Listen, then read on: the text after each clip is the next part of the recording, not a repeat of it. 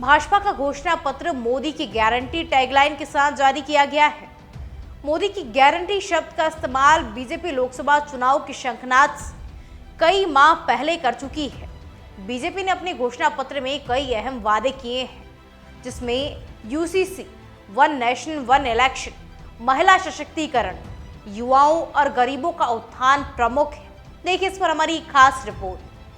BJP के नए चुनावी घोषणा पत्र को देखने के साथ ही ये जान लेना भी जरूरी है कि मोदी सरकार ने अपने पिछले 2 कार्यकाल में कौन से बड़े चुनावी वादे किए हैं और उनमें से कितने चुनावी वादे पूरे किए हैं।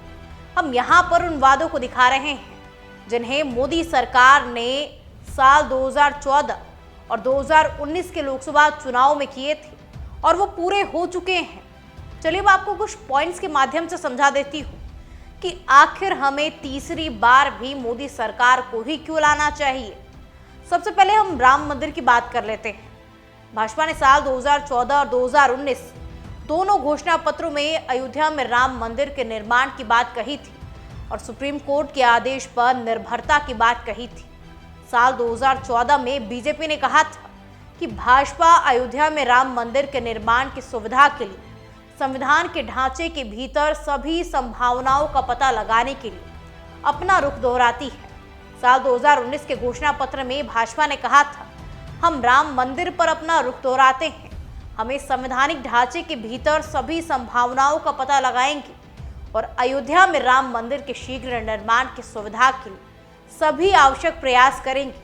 ये वो मुद्दा है जिस पर विपक्ष लगातार बीजेपी का मजाक उड़ाता रहा, ये कहते हुए कि मंदिर वही बनाएंगे लेकिन तारीख नहीं बताएंगे। विपक्ष द्वारा मजाक उड़ाए जाने के बावजूद भी बीजेपी ने इस मुद्दे पर कोई हड़बड़ी नहीं की। सुप्रीम कोर्ट ने नवंबर 2019 में जब हिंदुओं के पक्ष में फैसला सुनाया तो राम मंदिर का मार्ग प्रशस्त हुआ और अब नतीजा देखिए कि बीजेपी सरकार ने बेहद तेजी से काम किया और इस साल के पहले माह में ही रामलला की प्राण प्रतिष्ठा भगवान राम के भव्य मंदिर में हो चुकी है।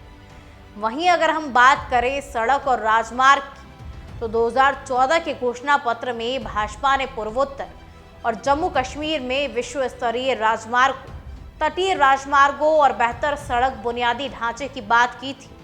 2019 के घोषणा पत्र में भाजपा ने कहा था कि उसने गांवों को ग्रामीण सड़कों से जोड़ने के लिए 60,000 किलोमीटर राष्ट्रीय राजमार्ग बनाने की योजना बनाई है। ये राजमार्ग गोदामों और अन्य जैसी बुनियादी ढांचों परियोजनाओं का हिस्सा है। पार्टी ने 2022 तक राष्ट्रीय राजमार्ग की लंबाई दोगुनी करने का भी वादा किया था। देश की प्रगति में सड़क बुनियादी ढांचा सबसे महत्वपूर्ण है और मोदी सरकार ने इस क्षेत्र में बड़े पैमाने पर काम किया है। बीजेपी ने वादा किया था कि 2023 तक 99% गांव सड़कों से जुड़ जाएंगे। 2013-14 में सड़क निर्माण 11.6 किलोमीटर प्रतिदिन था।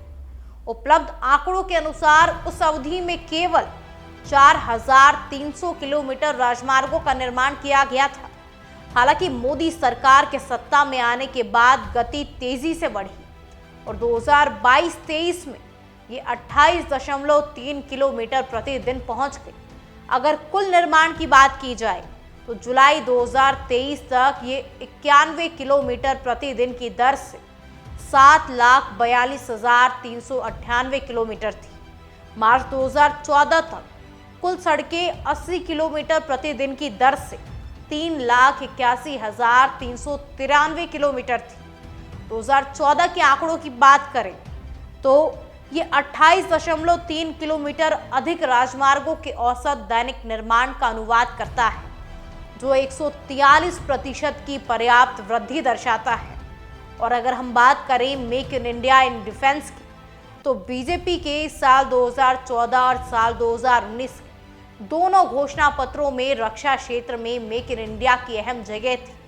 बीजेपी ने सशस्त्र बलों के आधुनिकीकरण, रक्षा क्षेत्र में अनुसंधान एवं विकास में वृद्धि और स्वदेशी रक्षा प्रौद्योगिकी के विकास की घोषणा की, जिसे मोदी सरकार ने पूरा किया। आज भारत के रक्षा निर्यात में 20 गुना की बढ़ोतरी हुई है। भारत के हथियारों का इस्तेमाल दुनिया के तमाम देश कर रहे हैं। भारत में रक्षा क्षेत्र में विदेशी निवेश में भी कई गुना बढ़ा है। भारत में फाइटर जेट के इंजन तक बनने का काम शुरू हो गया है और ड्रोन से लेकर तोप, तेजस विमान, पनडुब्बियां जैसी तमाम भारी मशीनरी भारत में ही बन रही है। भारत सरकार ने 928 सामानों की खरीद पर भी बैन लगा दिया है और उन्हें भारत में ही उत्पादित किया जा रहा है। आपात स्थिति को छोड़कर गोला बारूद की खरीदारी पर भी रोक लग गई है।